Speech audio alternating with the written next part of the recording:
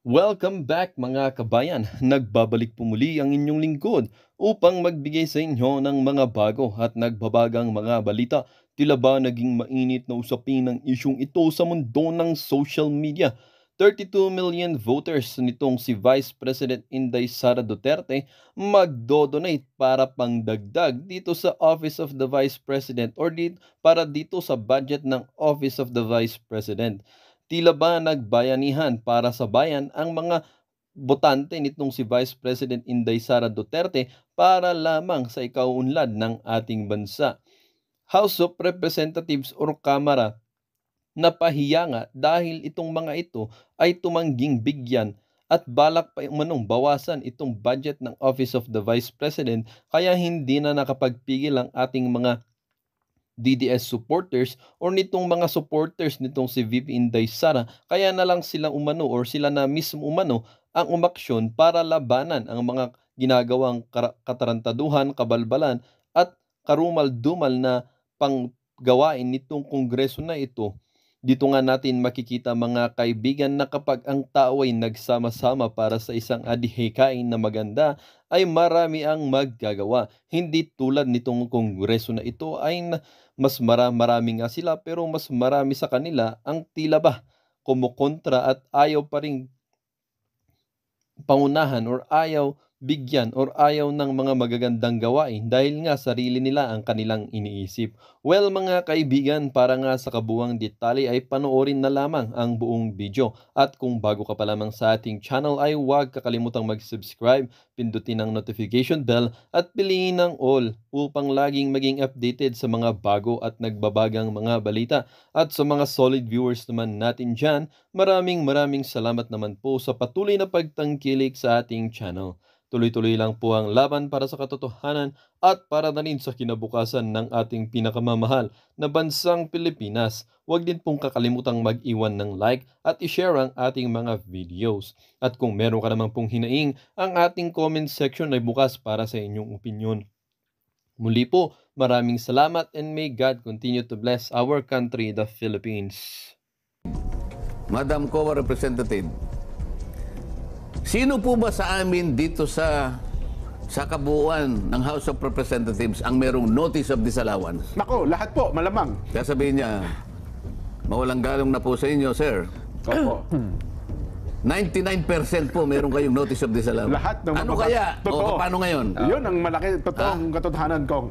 So nagtatanong ka tungkol sa disallowance na hindi pa sinasagot, samantalang ikaw ay meron din? Pati Makabayan Black ko, meron yan. Merong nakasulat sa Biblia eh. Oho. Ha? Huwag mong titingnan kanya. Oho. Yung muta nung kapatid mo. Oho.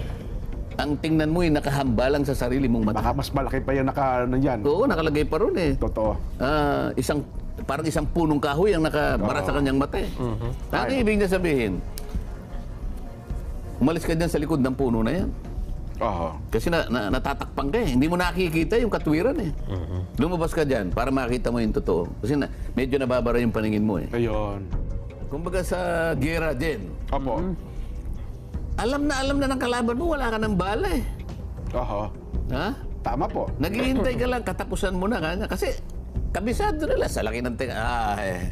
Hayaan mo siyang magpaputok mauna. Bilang nila yung bala mo. Magkano ang binigay? 700 million? 733 million ang natira ko. Pang ano lang, pang sweldo. Ha? Pambili lamang ng pagkain. Oho. Wala na siyang pambili ng bala. Sa palagay mo ba? Palagay mo magtatagumpay yung opisina na yun sa kawalan mo ng bala? Oho. Tatawanan ka nung kalaban mo. So, paano ngayon yan? Ganun ba yung ganun ba yung layunin? Oho. Aba, tandaan mo, Nelson. Ang opisina niya ay pangalawang pinakamataas sa ating pamahalaan. Ganun ba ang pagtuturing mo? Na ganun na lang ang tingin ng tao sa kanya? Ganun ba yung gusto mong gawin? Baka maawa ang tao sa kanya.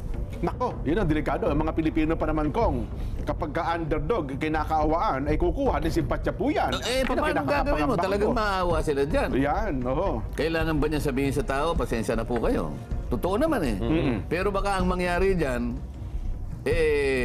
ang magpupuno ng pagkukulang na yon, mga tao na nag-aalala na baka maging kawawa ang kanyang ang kanyang figura sa pananaw ng taong bayan.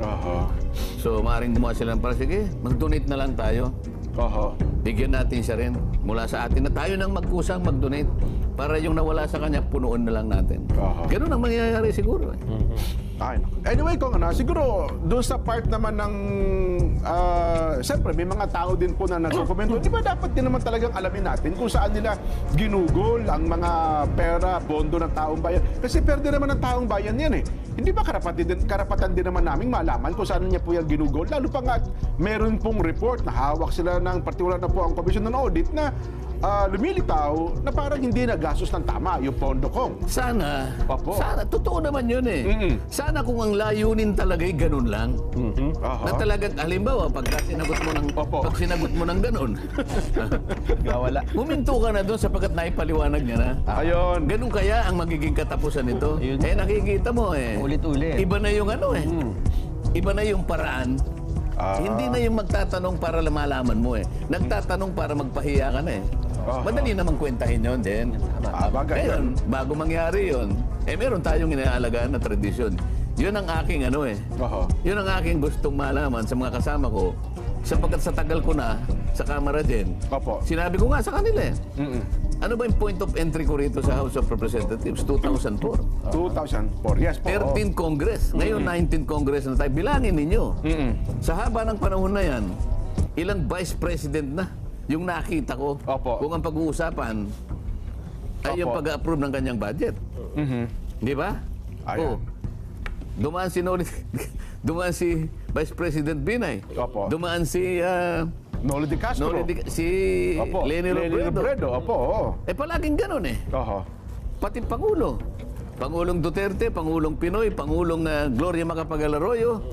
Palaging ang sinasabi, pagka budget na ng presidente o pangalawang Pangulo, Your Honor, in line with the time-honored tradition of the House of according courtesy to the office of the President. Ganun eh. I move to terminate the consideration of the budget of the office of the President. Palakpakan na yun dyan. Alam mo ang basihan doon, alam mo yung batayan, yung kaukulang paggalang sa opisina ng dalawang pinakamataas na leader ng ating bansa. Alam mo, pwede mo pang idagdag yun eh. Maski na yung hudikatura. Palaging ganun din. May nagtatanong parang lang, formalidad eh. Formalidad. Pagkatapos ngayon, bakit mo iibahin? Pinaalala ko nga sa kanya, Madam Chair, nakalimutan mo na ba? 2022 budget. Noong 2022, tumayo ka ako si Congressman Nonoy Libanan, yung ating minority leader. It took him only 13 minutes. He moved to dispose the consideration of the OBP budget. At dagli-dagli rin naman tumayo ako yung majority leader, Manix Dalipe, para sekundahin ang kanyang motion. 13 minutes. 2022. Nakalimutan niyo na po ba yun? 2023. Sino ang tumayo? The Presidential Son, Sandro Marcos. Senior Deputy Majority Leader. Ano sabi niya? Ganun din. In line with the time-honored tradition well kept by this House, I move to terminate the budget of the OBP. Nag-object si Franz Castro. Makabayan black ng time na yun. The objection was so revolting. I object. Ganun eh. Talaga alam mo naman sila eh. May kamay pang ganun. I object. Pag may objection sa rules namin, let us divide the House. Dinivide. Sino po kanya ang sasang-ayon dun sa objection ni Franz Castro, itaas po niyo yung kamay. Silang tatlo lang ang nagtaas. Sino po yung sumasang-ayon sa motion ng ating Senior Deputy Majority Leader na ipahinto na po ang pagtatanong sa budget ng opisina ng Vice President? Botuan lahat. So natalo yung objection. Anong ibig sabihin yan? In-uphold ang tradition. Bakit ngayon? Tinanong ko, Madam Chair, ito po bang tradisyon na to, na ating pinangalagaan sa mahabang panahon, katapos-tapusan nga, 2022, inaalagaan pa natin, 2030, pinalagaan. 2024, bakit po ang nangyayari? Hindi na po natin igagalang ngayon. So ano pong katwiran? Bakit sinagot naman ni Chair Kim Bokong na nung tinanong niyo siya, ang sagot niya, opo, ginagalang pa naman po natin yan. Di ba yun po naging sagot niya ko? May problema. Hindi ganun sagot. Oho. Sabi ko, are we now setting aside or discarding this tradition? Oho. Okay, yun ang unang tanong, Gago. If we are discarding this tradition today, is this committee authorized to do that? Okay. O, Opo. sabi niya, short answer to both questions. The answer is no. O ibig sabihin, ginagalang pa rin natin Opo. ang ating tradisyon. Yung nung isa, ay hindi po kaya ng kumiting ito na itapo ng isang tradisyon. Sa makatwid, nauwi kami doon sa pagsang-ayon Sa pag, na kailangan igalang pa rin natin hanggang ngayon yung tradisyon. tradisyon. So, kung ganun po ang sagot ninyo, Madam Chair, I now respectfully move to terminate consideration of the budget of the Vice President. ang problema. In line, hindi ko na sinabi yun kasi nandun na yung premise eh. Total, ginagalang pala natin ang tradisyon na yan, I now move. Ito, nag-object na naman yung Makabayan Black. Let's divide the house. Yan. Ang nangyari kabaligtaran eh. Nabaliktad nga po ang pangyari ko. Hindi sila bumoto sa akin. So, ibig sabihin, ayaw pa rin nilang igalang yung tradisyon. Hindi na sinunod. Ibig Bagamat sabihin, sinasabi nung... lip service eh. So, yung kanilang pagkakasabi na ginagalang nilang tradisyon, yung gawa ay kabaligtaran. Well, ako naman ko, ito naman yung punto ng iba. Hindi naman kayo yung, bagamat sinabi ng presiding officer, na, well, ginagalang para natin yung tradisyon na yan, alam nyo naman ko, may mga tradisyon na lumilipas ang panahon. Minsan talaga nababaliwala at hindi na po nasusunod ng mga tradisyon. Hindi kaya yung pagkakataong ito, baka naiba na po. Hindi na applicable. Oo nga. Kasi may mga tradisyon ito. Sasakyan kita sa salita mo yan. Kundi, merong formal na mechanism dadalhin natin sa plenary kasi po yun ang nalagay sa tuntunin eh. Ganun ang magiging setup dapat. Formally po nating inaalis ngayon ang tuntunin sa mahabang panahon na naging tradisyon. Huwag na po nating isaalang-alang ang opisina ng Vice President. Alisin na po natin ang tradisyon na kumakapit dyan. Ayun. A-approvein ngayon in plenary. Sa buong lahat Majority ng lahat ng miyembro ng House of Representatives. Yun pa lang dapat na setup. Dapat ganun muna. Sabi ko nga sa kanila, we are ruled by parliamentary procedures. Parliamentary procedures grow from and enriched by experiences, traditions, and precedents. Kinakailangan, dali mo muna sa plenary. Para sa aksyon ng nakararami. Ganon. Para sa ganon ay itapon mo na ang isang tradisyon. Ayun. Wala pa eh. Bakit inunahan mo yung tradisyon? So, di namumulitika ka. So, dapat pala, kasi harapin natin ang katotohanan ko. May mga tradisyon noon pa man. Tayo bilang mga Pilipino, sa pagsapit ng panahon ito, mga tradisyon ngayon ay nababaliwala. Nakakapanghinayang, Kasi maganda ang tradisyon Pilipino, pero sa makabagong panahon ay hindi na po nasusunod. Ngayon, dito sa pangyayari ito, kung yun pala, at ang tradisyon, kung gusto natin palitan, baguhin na nito. Ang kabuuan pala ng Kongreso dapat na magkasya. Nakasulat kasi sa tuntunin eh. Ayun! Kasi kung tinanong nila ako doon, dala-dala ko yung the rulings of the chair. Sabi niya, makikita ko sa kanila. In order to break that tradition, sabi niya, it has to be supported by the majority of the members of the House of Representatives. Ang ibig sabihin nun, plenary. Committee yung committee lang kami. Kaya ang tanong ko, ito bang committee ito? Merong otoridad para itapon yung sabi niya, no. Okay, kaya nga, natuwa ako ngayon. Parang ganyan ang sagot niya. So sa magawit, sumang-ayon pala sila ngayon. Kaya natuwa ako eh. If that is your answer, Madam Chair, I now respectfully move. Kasi ang alam ko, bumalik na kami sa tradisyon eh. Ibig sabihin, magpapasakop na sila, magpapatali na sila sa tradisyon, wala nang magtatanong. Tama? Tama. Di nag-move na ako. Objection kanila. Di natuwa naman ako. Alam ko, pag nag-object, kagaya din ang nangyari nung nakaraan, na wala yung objection na yun, hindi pinakinggan yung objection, ang pinakinggan yung motion pa rin. Alang-alang sa pagsunod do sa tradisyon. O wala rin eh. Kaya sabi ko, Opo. Double standard. Ha? Oo. Yung sinasabi mo, taliwas sa ginawa mo. Aha.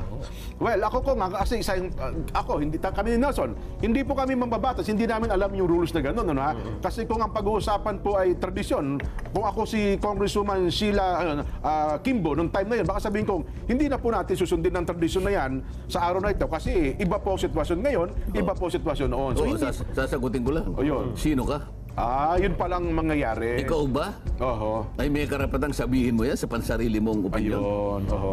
Kasi ko nga, yan din po ang sentimiento na napakarami sa social media. Kasi nga, hindi nila naintindihan yung rules na yan, ha? Oh, kaya nga natin pinapaliwanag. Yun, opo. Tingnan mo, halimbawa, sa mga batas natin, may tinatawag na landmark decision. Landmark decision. Kaya sinasabing landmark decision. Yung desisyon na yon, napakalaki ng naging epekto sa lipunan. Oho. Isang matibay na desisyon na ginawa ng Korte Suprema. Pero pagkatapos ng 30 taon, 50 taon, babaguhin yung landmark na yun eh. Oho. Pero merong isang desisyon na gagawin para baguhin yun. Opo. Isang panibagong landmark. Gagawin niya ngayon. We are reversing that landmark decision. Isa sa mga desisyon na yan, ibigyan natin ng paghalimbawa. Ayun, kaya pala. Merong mga naunang desisyon, siguro 30, 40 years ago. Opo. Naalala mo yung isang relihiyon na kung tawagin ay Saksi ni Jehovah. Ito, Opo, for opo. purposes of discussion. Walang intensyong anuman. Walang Opo. intensyong anuman. Parang magliwanag sa atin Yes, kung po. paano pinapalitan. Dito, Korte Suprema na pinag-uusapan. Opo. Kayang palitan, pero gagawa ng panibagong ruling. Okay. Doon, mga siguro 1950s or what, ang nakalagay doon, kasi hindi sila sumasaludo sa bandila. Opo, labag sa kanila yan. Labag sa kanila yan. Paniniwala nila. Flag racing. Meron silang sinisitas na talata. And sabi ng Korte Suprema, ganito yan eh, yung hinihingi na paggalang Opo. ng ating saligang batas, hindi naman katapat ng sinasabi ninyong pagsamba. Hindi paggalang lang naman ang ibig sabihin. Ibig sabihin, sumaludo ka Opo. sapagkat Pilipino ka. Opo. Bahagi ng paggalang. Yun ang ruling noon. After 30, 40 years, binago. Okay. Meron silang karapatan kasi tuntunin ng kanilang paniniwala. Sa makatwid na okay. baligtad. Mas nanaig. Bakit ko sinasabi ito? May pagkakataon na baguhin yun. Opo, Ngayon, opo. balik tayo sa tradisyon namin. Papayag ako, bakit hindi? Pero kinakailangan idaan lahat. Oho. Sa isang mekanismo. Halimbawa, ang una kong gagawin, sige, total, gusto nyo magbago na lahat. Unahin na natin ang pagbabago dito sa mga komite. Ayan. Oho. Meron tayong tradisyon dito, pagka magsisimula na yung interpellation, yung unang-unang magtatanong, palaging miyembro ng minority. Ayan. Opo. Tradisyon niyo po talaga yan. Totoo. Kahit na ikaw ang pinakahumuling dumating. Opo. Oho. Kahit hindi ka nagpalista. Basta't ang unang isipin mo, ikaw Miyembro ng minority. nakaupo ka ron alas 7:30 ng umaga. Oh. Pero hindi ka miyembro ng minority. Opo. Hindi. Majority si Opo, Nelson. Nelson, oo, halimbawa. Ikaw minority ka. Si Nelson majority. Kauna-una siya. Pero si Nelson, dumating 7:30 ng umaga. Opo. 7:30. Nagpalista ka, 7:30. Si Jen, dumating 9:30. Miyembro ko ng minority. Kararating mo lang, minority ka. Oo. Baka magiging congressman tayo dyan. Okay? Siyempre, oo. Kung tutuusin mo, Dapat si Nelson ang mauna doon. isipin, nauna ng 2 oras sa'yo eh. Nauna ako eh. Pero dahil sa tradisyon, Oho. palaging ikaw. Ayun. So, sasabihin ko ngayon, alisin na yan, ano na yan? Tradisyon yan. Oo. First come, first serve dapat. Kung sino yung nauna nagpalista, yun na lang. Dapat. Nakasalig yung ako sa tuntunin. Oho. At yan ang pinakamakatarungan. Oho. Bakit ako nagpapasa ako diyan kahit masakit ako? Ito yung minamarkahan. So either irregular, excessive, unnecessary, unconscionable, blah blah blah, malalagay ka sa notice of disallowance. Ngayon, sabi ko, nasaan na ang estado niyang notice of disallowance? Ito pong notice of disallowance na ibigay na po namin sa management. Ibig sabihin, Office of the Vice President, Opo, sa opisina. noong August 24, 2024. So, kailan lang, di ba? Bago lang po. Oo. Meron po siyang 6 na buwan para sagutin ito. Isipin mo, 180 days. 6 months pala yan. Sa makatwid, Opo. yung Office of the Vice President, pwede siya sumagot hanggang Pebrero 2025. Oho. Hindi pa siya nagsubmit ng sagot eh. Kasi meron pa siyang plaso na 6 period pa. na buwan. O ngayon, sabi ko sa kanya, yun bang notice of disallowance contestable? Yes, sir. Ayan, oo naman. Yan bang kakong notice of disallowance appealable? Nagtalo pa kami sa Kasi po yung appeal, alam ko na yung appeal. Pag appeal, kunyari, dito sa inyong unit, Opo. dinismiss nyo, mag-a-appeal siya sa commission proper, appeal ang tawag. Pero wag mo na natin ano yun kasi sa amin, hindi naman kami sa ulado yung mga terminology yung ginagawa sa amin. Basta sagot, appeal. Appeal po yan, tama naman, Alang-alang sa pagkaunawa lang na mabilis. Opo, kanya. Hindi siya pupunta sa COA proper kasi sa inyo hindi pa kayo nag-uumpisa eh. Hinihintay mo nga yung sagot niya eh. Doon pa. Oo. Anong gusto nating ipaliwanag doon, Nelson? Jen? Opo. Sasagutin ng opisina ng Vice President sang-ayon sa kanyang pagkakaunawa sa ginawa niya. Oo. Okay, sasabihin niya, hindi po dapat disallow dito. Dapat i-allow nyo sapagkat nagkamali. Kukontrahin niya yun. Ha? Mag-a-argue siya din. Opo. At ipakikita niya sa abot ng kanyang kakayahan, meron naman silang abogado, hindi po. Ang pagkaunawa po nyo'y ganito. Ang amin pong pagkaka-interpret sa ginawa ninyong parametro, ganito po yun. Ibig sabihin yan, kukontesin niya. May pagkakataon na maaaring manalo yung Vice President. Pwede niyang palitawin. Kasi kung minsan, hindi nakita ng auditor lang yun eh. Tama. Auditor lang yun. Kung minsan, walang abogado sa unit niya eh. Kung halimbawa lumitaw na tama yung Office of the... Sa akin lang naman ha. Ano ang ating gustong palabasin dito? Walang pinali pa dyan eh. Sasagot pa lang, mag-a-argue. Iko-contest niya yan, i-a-appeal yan, sa katapos-tapusan ng daigdig. So wala pang bearing. Bakit ngayon sabi ko doon sa COA, Opo. tama ba ka ako na yung mga kasama ko? Ganun pa lang kalagayan, sasagot pa lang. Yun pa lang Pangalawang estado. pangulo. Oo. Tama ba ka ako nung nakarang isang araw na pinasimulan itong hearing na to, ang mga kasama ko rito ay naglululundag. Oo. Nagalit pa yung isa eh. Hindi po Naglulundag. baka hindi naman si Tagalog masaya. Ang ibig ko lang sabihin, nag-uunahan pa kayo na pagdamba Oo. sa opisina ng Vice President. Gusto nyong magunahan kayo eh. Ha? Samantalang, kayo po naghihintay pa eh. Kung ano po ang isasagot ng pangalawang Pangulo. Oo. Hindi po ba nyo kami papayuhan? Payuhan nyo po kami. Kasama na ako doon. Oo, tama nga. Payuhan nyo kami. Sabi niya, hindi daw... Kailangan ko bang magtatanong na ngayon o hindi? Because if I do that, I will be more Popish than the Pope. Oo. Hindi ko po masasagot kasi po, kayo po hindi nga, payuhan mo lang kami. Ayaw magpayo. Payuhin mo kami. Oo. Dapat na ba kaming magtatanong sa gayong ikaw, hindi mo ba pala natatanggap yung argumento at pagsagot ng pangalawang Pangulo? Hindi ka ba matatawa sa amin? Tingnan mo kahit itong mga... Dapat ko na bang Nagdadadamba na sila. Ayaw niya naglulunod. O sige, nagdadadamba. dapat ko na bang gamitin itong report ninyo laban sa tanggapan ng ganito? Isipin mo. Sasagutin pa lang. Sasagutin pa lang. Hintayin mo naman yon. Respeto mo na lang sa opisina ng Vice President. Sasagot eh. Bakit hindi pa siya sumasagot? May 6 na buwan pa siyang sumagot eh. Piniprepare mabuti. Katapos-tapos, anong malay mo kung halimbawa nasagot niya? At medyo tumama. At sinabi, oo nga pala. Ito naman So, pala. allowed. Ayun. So, wala na yung mamamatay na yung Wala na. Notice of disallowance. Opo. Kasi allowed eh. Naipagtanggol niya yung sarili niya. Ayun. Ngayon, bakit ka magtatatanong ngayon? Ba't ka maglulundag? Ha? Hindi mo pa nga alam kung ano yung laman nito kasi alam mo ang lata, ano? Wala namang label. Nakala mo ang laman sardinas. Nagtatatong ka na, inaakala mo yung laman ay sardinas. Bagoong pala. Bakit maalat yung sardinas? Hindi mo nga alam kung sardinas. Nakuha mo ibig ko sabihin? Tama po. Kaya ako ginanon ang pagtatanong para lang maipadama ko sa aking mga kasama. Mga kasama, parehang masyado tayong nadelentado. Kaya nga ako'y nagpakababa na rin, sabi ko doon sa COA. Payuhan mo nga kami. Pati ako isama mo na ron. Opo. Payuhan mo ako. Ayaw niya ayaw naman niya akong payuhan. Opo. Ay mukhang... ay, nako. Nung narinig ko nga yun, doon ako Naunawaan mo, di ba? ko yung- Yan ang sinasabi ko. Naunawaan ko eh. Oho. Sabi ko, ganun palang sitwasyon. Yun palang proseso. Kasi kung hindi kayo Yun ang nagsalita, estado. ang imahe dyan, Oo. merong katiwalian, merong yun nga, Parang sila- pinagtatakpan. na hindi sinasagot. Kasi nga mayroon ng notice eh. Paano Parang kung halimbawa, Oo. humaba itong usapin na to? Halimbawa, nakaharap yung COA. Opo. Mr. COA Representative, Madam COA Representative, sino po ba sa amin dito sa kabuuan ng House of Representatives ang merong notice of disallowance? Nako, lahat po, malamang. Kaya sabihin niya, mawalang galong na po sa inyo, sir. Opo. 99% po meron kayong notice of disallowance. Lahat ng Ano mga- kaya? Totoo. O paano ngayon? Yun ang malaki, totoong katotohanan kong. So nagtatanong ka tungkol sa disallowance na hindi pa sinasagot, samantalang ikaw ay meron din? Pati Makabayan Black ko, meron yan. Oh, merong nakasulat sa Biblia eh. Oho. Ha? Huwag mong titingnan kanya. Oho. Yung muta nung kapatid mo. Oho. Ang tingnan mo ay nakahambalang sa sarili mong mata. Baka mas malaki pa yan ano yan. Oo, nakalagay pa ron eh. Totoo. Parang isang punong kahoy ang nakabara sa kanyang mata eh. Ano ibig niya sabihin?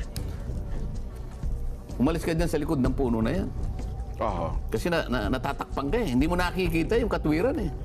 Lumabas ka dyan para makita mo yung totoo. Kasi medyo nababara yung paningin mo eh. Ayun.